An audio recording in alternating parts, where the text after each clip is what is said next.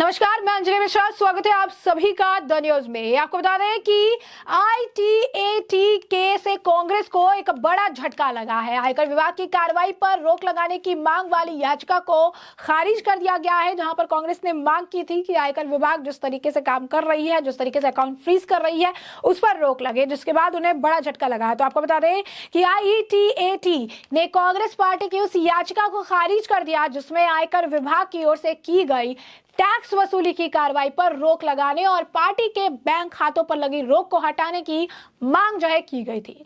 कांग्रेस की ओर से पेश हुए वरिष्ठ अधिवक्ता विवेक तमखा ने आदेश को 10 दिनों के लिए स्थगित रखने का अनुरोध किया ताकि भारतीय राष्ट्रीय कांग्रेस आईएनसी उच्च न्यायालय का दरवाजा खटखटा सके। हालांकि पीठ ने इसे यह कहते हुए अस्वीकार कर दिया कि हमारे सामने ऐसा कोई प्रावधान या अनुरोध नहीं है या फिर हम इस तरीके के जो फैसले हैं वो नहीं ले सकते हैं। ऐसे में आपको बता दें कि कांग्रेस को आयकर अपीलीय प्राधिकरण आईटीएटी से झटका लगा है। कारण आईटीएटी ने शुक्रवार यानी आज कांग्रेस की उस याचिका को खारिज कर दिया है जिसमें पार्टी ने अपने बैंक खातों पर आयकर विभाग की कार्रवाई पर स्टे पर मांग की थी।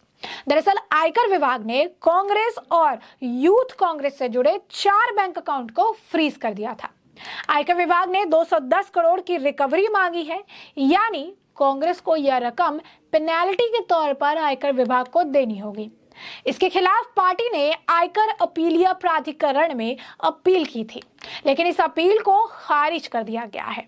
प्राधिकरण के आदेश की घोषणा के बाद कांग्रेस की ओर से पेश हुए वरिष्ठ वकील विवेक तनखा ने आईटीएटी के आदेश को 10 दिनों के लिए स्थगित रखने का आग्रह किया ताकि वे हाई कोर्ट में अपील दायर कर सके। उन्होंने कहा कि चूंकि अपने स्टे आवेदन खारिज कर दिया है जिससे पार्टी के लिए दूरगामी परिणाम होंगे, क्या मैं अदालत से आदेश को 10 दिनों के लिए स्थगित रखने का अनुरोध कर सकता हूं ताकि मैं हाई कोर्ट जा सकूं।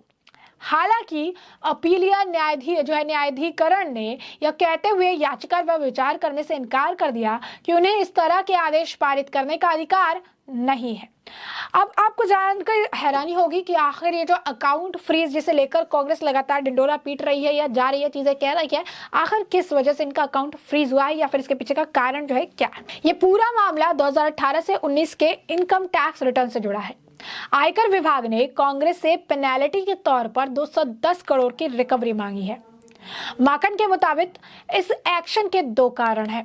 पहला, उन्होंने कहा कि हम लोगों ने 31 दिसंबर 2019 तक अपने अकाउंट से संबंधित जानकारी आयकर विभाग को देनी थी। उस समय 40 से 45 दिन लेट रिटर्न सबमिट किया गया था। यह पहला कारण है। उन्होंने कहा कि आमतौर पर भी लोग 10-15 दिन लेट हो जाते हैं।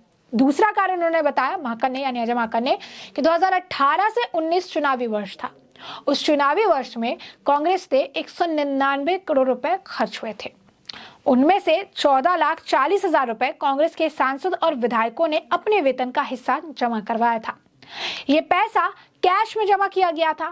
कैश में पैसा आने की वजह से आयकर विभाग ने कांग्रेस पर 210 करोड़ रुपए की पेनल्टी लगा दी थी। तो अब समझिए, 210 करोड़ की पेनल्टी थी। इसे समय पर पूरा नहीं किया गया, नहीं दिया गया, 45 दिनों का लेट था। इसकी रिकवरी करनी थी, जिसके बाद इनके अकाउंट को फ्रीज किया गया था। और ये 2 कारण खुद कांग्रेस द्वारा ही बताए गए हैं। कांग्रेस ने प्राधिकरण में क्या तर्क दिए हैं ये भी सुनिए। सुनवाई के दौरान एडवोकेट तनखा ने तर्क दिया कि आईटी के दावे के विपरीत राजनीतिक दल फंड के लिए विवश है, खासकर क्योंकि उसे आगामी चुनाव के लिए अपने अभियान के वित्त पोषण के लिए संस्थानों की आवश्यकता है। तनखा के मुताबिक अगर पार्टी आगामी चुनाव में केवल 350 सीटों पर भी चुनाव लड़ती है तो उसे प्रत्येक उम्मीदवार के खर्च का 50% वहन करना पड़ सकता है, जो एक महंगा मामला साबित हो सकता है। लोक प्रतिनिधित्व अधिनियम 1951 के मुताबिक लोकसभा चुनाव में एक उम्मीदवार 95 लाख रुपए तक खर्च कर सकता है। 95 लाख यानी राउंड फिगर में अगर हम बात कर ले 5 लाख और बढ़ा के तो 1 करोड़ रुपए तक का खर्च कर सकता है। तो 21 फरवरी को आईटी ने क्या तर्क दिया था कि उन्हें तर्क दिया था कि राजनीतिक दल के पास 657 करोड़ रुपए का कोष है, 340 करोड़ रुपए की अंचल संपत्ति के अलावा 380 करोड़ रुपए की नगद है।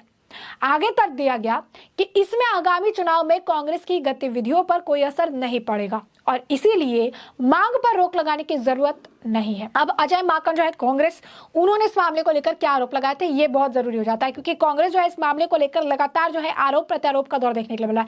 ऐसे में कांग्रेस ने क्या कुछ कहा था, क्या आरोप उनके द्वारा लगाए गए थे, क्योंकि बकायदा उस वक्त उन्होंने प्रेस कॉन्फ्रेंस की थी, राहुल गांधी ने भी कहा था, जयराम रमेश ने भी कहा था, अजय माकन ने भी कहा था, सुप्रिया सुनेत ने भी कहा था। पूरा का पूरा जो कांग्रेस उस वक्त सक्रिय हो गया था और कहा गया था कि चुनाव में जो है हार के डर से मोदी जी बौखलाए हुए, जिस वजह से इस तरीके की कार्रवाई हो रही है। तो अब ये समझिए कि क्या क्या आरोप जो है स्पेसिफिक तौर पर उस टाइम पे लगाए गए थे। तो 16 फरवरी को कांग्रेस के कोषाध्यक्ष और वरिष्ठ नेता अजय माकन ने यह आरोप लगाया था कि पार्टी और यूथ कांग्रेस के 4 बैंक खाते आयकर विभाग ने फ्रीज कर दिए और 2018 से 19 का आयकर रिटर्न केस के सिलसिले में 2010 करोड़ रुपए की मांग की गई है। उस दिन बाद तनखा ने कहा कि IETAT ने कांग्रेस को यह कहते हुए बैंक खाता संचालित करने की अनुमति दी थी कि उन पर केवल ग्राहकाधिकार ही होगा। हालांकि IT विभाग ने तर्क दिया कि उसने कांग्रेस के बैंक खातों में लेन देन पर रोक लगाने के लिए बैंकों को आदेश जारी नहीं किया था। उन्होंने IT पर पार्टी के खातों से 65 करोड़ रुपए निकालने का भी आरोप जो है वो लगाया था। तो अब समझिए कि किस तरीके से ये मामला कितने ज्यादा जो है गंभीर है, जिस मामले में आज कांग्रेस की मुश्किलें बढ़ रही है। कांग्रेस इस मामले में ऑलरेडी तरह तरह के आरोप और चीजें जो है कर चुकी है, आरोप वगैरह जो है लगा चुकी है और अब इन आरोपों का आडंबर जो है वो देखने के लिए मिल रहा है। लगातार अगर आप देखेंगे तो सिचुएशन ऐसी उत्पन्न हो गई है कि कांग्रेस को ना जाते बन रहा, कांग्रेस को ना आते बन रहा।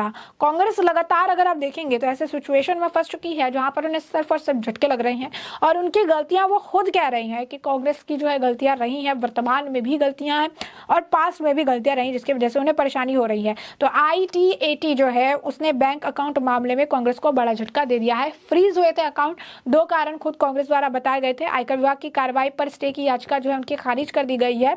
अब ऐसे में अगर आप देखेंगे तो जिसमें पार्टी ने अपने बैंक खाते पर आयकर विभाग की कार्रवाई पर स्टे की मांग की थी, लेकिन ITAT ने इस पर रोक लगाने से मना कर दिया, ये कहते हुए कि इस तरीके की पहले तो उन्होंने याचिका खारिज कर दी और ये भी कहा कि इससे जुड़ा हुआ या इस तरीके का कोई फैसला वो नहीं दे सकते हैं कि आयकर विभाग आपके अकाउंट फ्रीज ना करे या फिर जो भी 200 करोड़ कुछ का जो आपके यहाँ से जो उन्हें अमाउंट चाहिए, जो अमाउंट वो लेना चाह रहे हैं, उस अमाउंट को उन्हें लेने से रोका जाए।